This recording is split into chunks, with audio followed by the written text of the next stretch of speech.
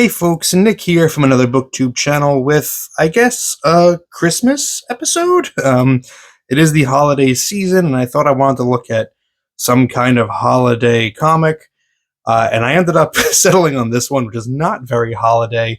This is Sin City Silent Night. Can't really tell that name from the cover here. This is what's known today as a Virgin cover, which, whatever.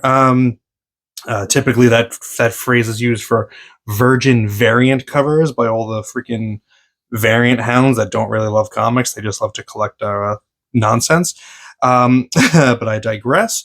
This is a one-shot that Frank Miller did before that Yellow Bastard Sin City series came out, and it's pretty cool. And it's at least set during the wintertime because it's during a heavy snowfall. And it shouldn't take too long to go through it because, as the name Silent Night implies, this is a mostly silent comic.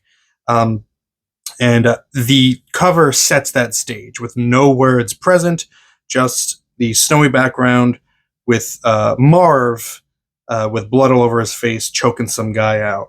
So sets the scene pretty well.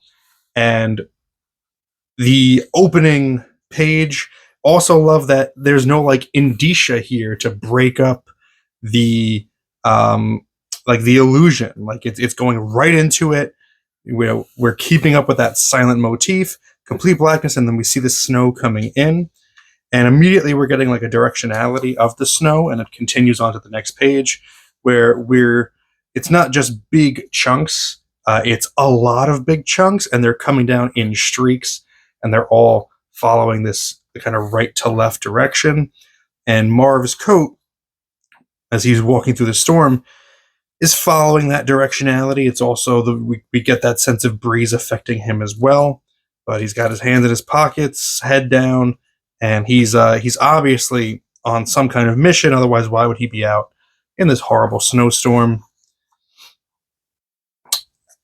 Mostly, I believe every page is a full page splash.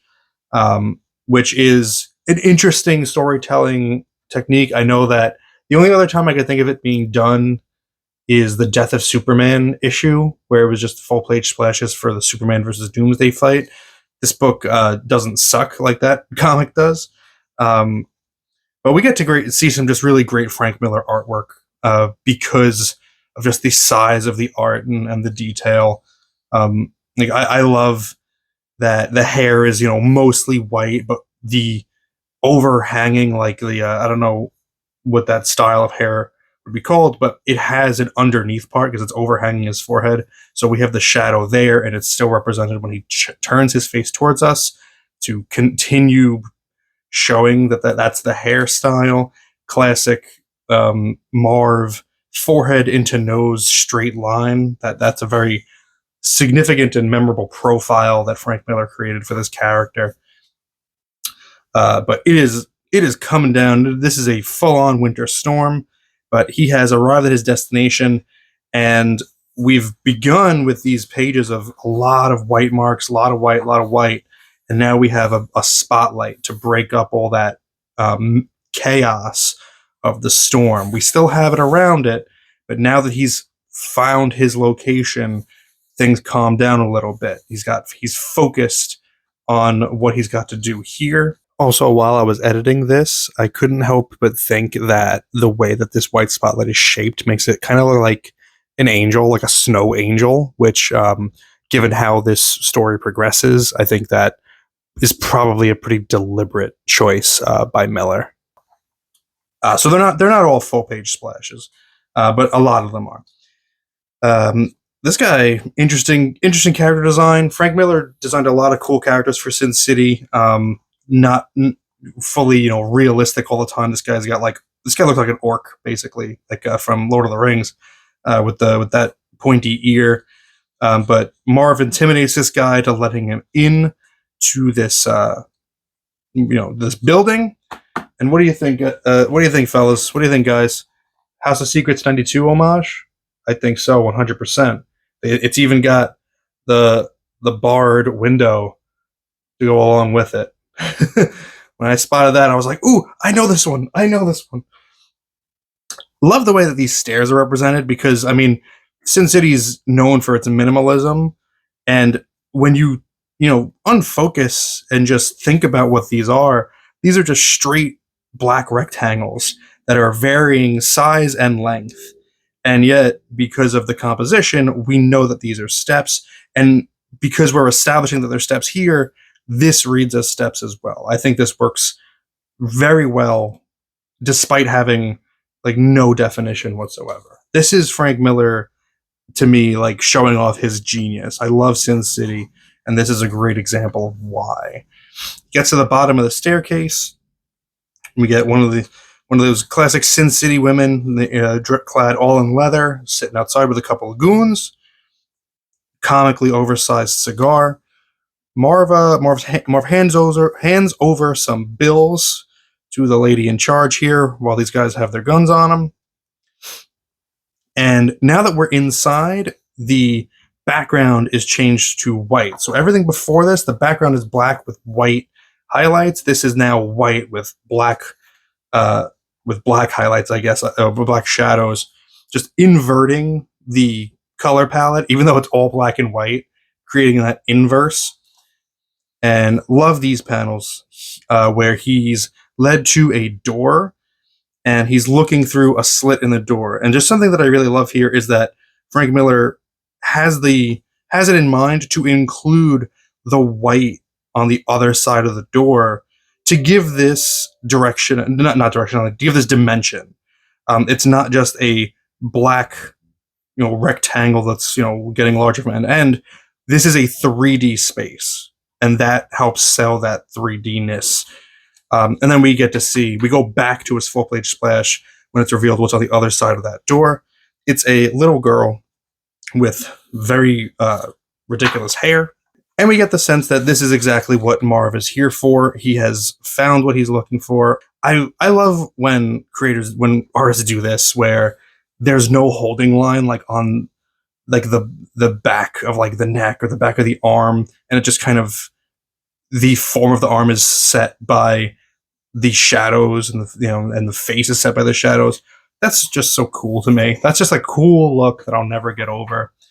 Marv whips out some guns and he takes care of these goons real quick.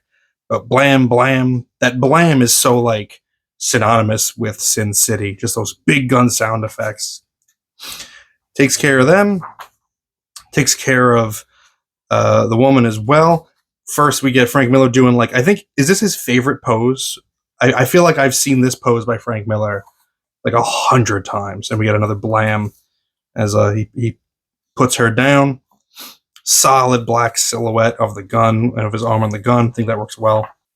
So he's come to free this girl. He opens the door. This is a great page where she looks so small. Like the distance from the bottom of her hair to like the tops of her feet where she's like kneeling down. She just looks so petite. And then he is such an imposing figure, but then his shadow is even more imposing over her. Just that chiaroscuro composition, just to the fullest effect. And she's, a little spooked by it, but naturally, I mean, she's probably terrified out of her mind. And then we get our only words of the comic. Your mom has been asking after you, Kimberly. Let's get you home. So this is like the only page I'm a little disappointed in. I don't love this because it's all just the flat black silhouette, and I would have preferred something closer to this or closer to this. Like usually we're not getting the flat black. I mean, he's done, he's got a lot of crags on his face. He's got a lot of areas where you can put in highlights. Maybe you just even want to just put in like one eye or something. I don't know. This is a little boring to me. Like he was getting to the end and he was just like, all right, I'm going to wrap this up. But that's a nitpick. That's a big nitpick. And you could still tell it's him. You could still read the face. It's just a little dull. I don't know. And then he scoops her up, takes her out into the storm, and the snow is calming down. It's nowhere near as blizzardy as the beginning. As we compare, like look at how hard it was coming down before. Now there's no more streaks. There's more black there's more black in between the white flakes. You just get that sense of the storm calming down, which is a really nice image. And they walk off into the end. Really good, great short story. And this is where you get the title of Sin City Silent Night by Frank Miller.